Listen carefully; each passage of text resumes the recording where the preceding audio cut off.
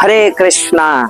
तो आज हम लोग आया है श्रीला प्रभुपाद के भजन कुटीर। यहाँ पे मेरे लेफ्ट साइड में आप लोग देख पा रहे हैं श्रीला प्रभुपाद जी की भजन कुटीर।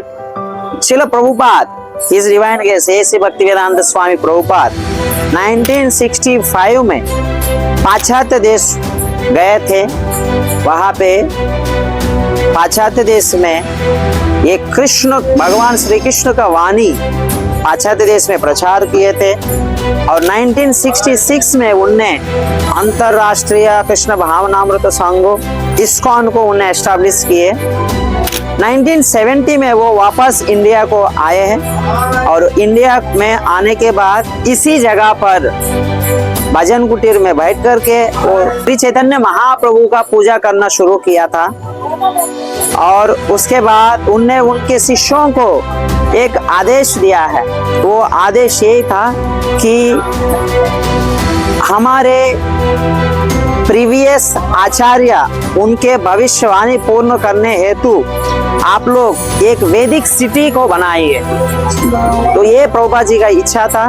तो वो इच्छा को पूर्ण करने हेतु उनके शिष्यगण उनके जीवन को पूरा अर्पण करके आज हम लोग देख पाते हैं कि ये छोटा भजन कुटीर से कितना बड़ा मंदिर बन गया है।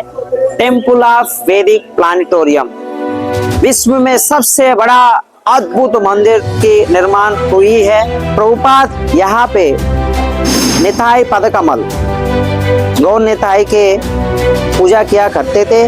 तो उनका भी हम लोग यहाँ पे दर्शन कर सकते हैं। और इसी जगह पे एक बहुत मूल्यवान घटना हुई है। वो है प्रभुपाद जी के एक शिष्य, उनका नाम था बॉब कोहेन। तो वो यहाँ पर आया करते थे। 3 दिन लगातार प्रभुपाद जी के पास में विभिन्न प्रकार के प्रश्न उनने पूछा है और सारे प्रश्नों के उत्तर प्रभुपाद जी ने बहुत सुंदर भाव में बहुत सुंदर तरीका से उन्हें दिए हैं। और उनके प्रश्न के उत्तर सुनने के बाद वो कोहेन बॉब कोहेन भी ब्रह्म तीर्थ दास के रूप में परिवर्तन हुए हैं। तो इस किताब कई भाषाओं में ट्रांसलेट भी हुआ है। तो ये मिलियंस ऑफ कॉपीज ये किताब सेल कर चुके हैं। इसका नाम प्रभुपाद ने स्वयं दिया है परफेक्ट क्वेश्चंस और परफेक्ट आंसर्स। तो अब आपके बारी है।